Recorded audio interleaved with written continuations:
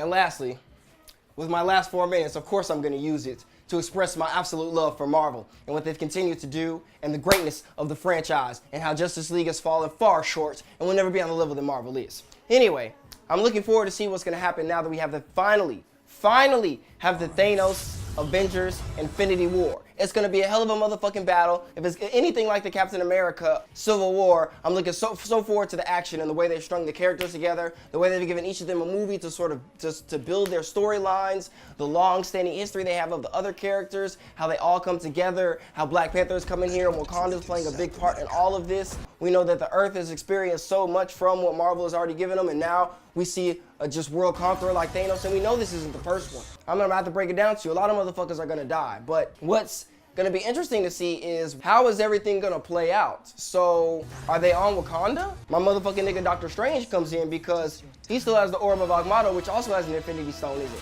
We already seen that he snatched up visions out of his motherfucking head. We know Loki bitch ass. I already gave him the Tesseract, which is gonna turn into a stone. So then I don't know if you have one on Wakanda. I mean, there's 7 altogether, but you have another one, the Orb of Agamotto. Destiny still runs.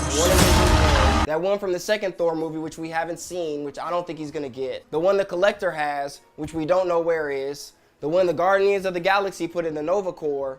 There's one more.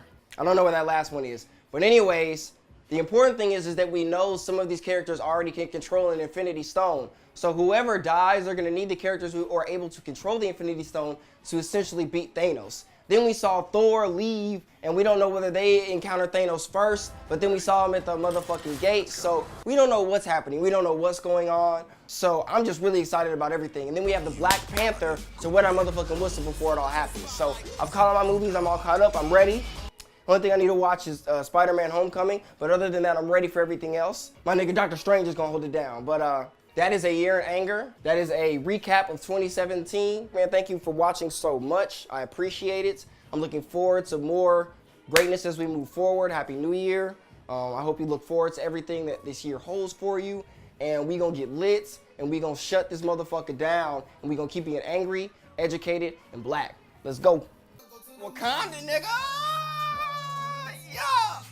Wakanda!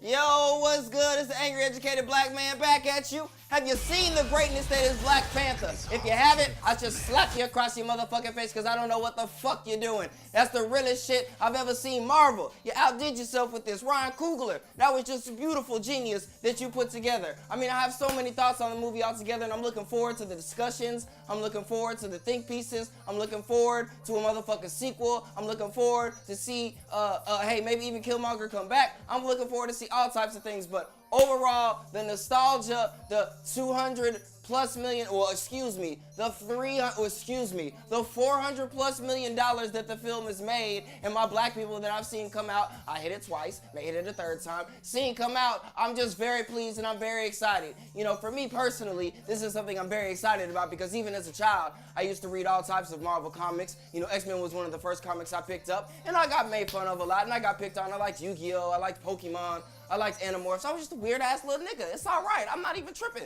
But from my perspective, to see a movie, I'm in that cocoon, yo. As a child, I was made fun of a lot because of those things, and to see it now on the big screen and for it to be popular and for somebody to be able to translate that genius into a modern day film and the beautiful scenery that we had and to still stay true to the story and the comic itself, I mean, it was just absolutely beautiful. You know, one of my favorite scenes was when they were in the ancestral plane and he saw the other jaguars, and it just was that beautiful lining and that beautiful scene. Overall, like I said, the costume, the imagery was incredible. The accents were amazing. This their whole trueness to the comic and intertwining the way technology and vibranium comes together. I mean, I was just so blown away. And the first time I was extremely nostalgic. Some of the connotations and relations to ancient Egyptians and some of the technology that they had as sort of hovercrafts and UFOs and having a hidden land within the earth. I've been in talks about them holes in Antarctica, so to see it put into a black world in the context of what's going on in Marvel and how important they will be, and now that you see with the Avengers Thanos, you see clearly that they are fighting in Wakanda and that things are going to go down in Wakanda. So clearly Thanos needs his vibranium from Wakanda. So to see that everything comes back to the Mecca and to the black universe of the earth and its resources is essentially what this person of the universe is coming for and what they're going after. And they've had this hidden civilization there for a long time. It's just a very powerful image for me. You know, one of my favorite parts was when T'Challa came back to the ancestral plane the second time and really just stood up for being a good man and stood up for what he believed in. Grew as a man, and in that moment he put his foot down and he really became king. He understood what he needed to fight for, and he understood what the mission was moving forward. He ascended onto an even higher plane as a Black Panther and really showed who he was as a person. I was extremely impressed with the women warriors. I mean, they were just incredible. I'm not sure of the actor's name, but she had me getting out of my seat several times. Oh! And oh! And damn, nigga, when she knocked that nigga off the roof, god damn! And when she just split the spear with niggas, I was just like, god damn! She was just savage. The savagery in which she possessed, it was next level. It was like some Wolverine type shit, you know what I'm saying? Real talk, Black Widow didn't want none of that shit, and Wonder Woman, you better sit your bitch ass back, because you don't want it with the Wakanda warriors. Anyway, the rhinos, that shit was incredible. Also the moment when he finally decided that he wasn't, you know, gonna stop fighting because his wife told him not to, and she was basically gonna cut off his balls if he didn't. I thought that was a very real moment and showed that he did still have some good left in him, even though he had continued to do fuck nigga behavior. And then when they offered Umbak the herb, and he had saved T'Challa, and he said a life over for a life, and then at the end he ended up coming and help him. I mean, that was definitely a real nigga moment in that sense, because he didn't even try to take the herb and become the Black Panther. You know, he looked out for T'Challa, so that was 100% real. And of course the saddest moment was, said, I'm not gonna be like bondage for my brothers. I mean, a lot of people interpreted it a different way, and I really want to make it clear that this movie is for everybody, you know what I'm saying? I'm glad everybody was excited, everybody enjoyed it. You know, as a comic book fan, I just experienced it a little bit different, and that was all. But at the end of the day, as long as black people went to see it, that's all that's important. But at the end, it was very sad because even though despite everything that happened, despite him trying to take over the country, trying to kill T'Challa, T'Challa was still willing to save him and willing to see the good in him and help him out, but he didn't want to. He wasn't able to receive the love. He still didn't feel like he belonged. He wasn't able to receive the great unity that was, the great land that was Wakanda, and it was just very sad.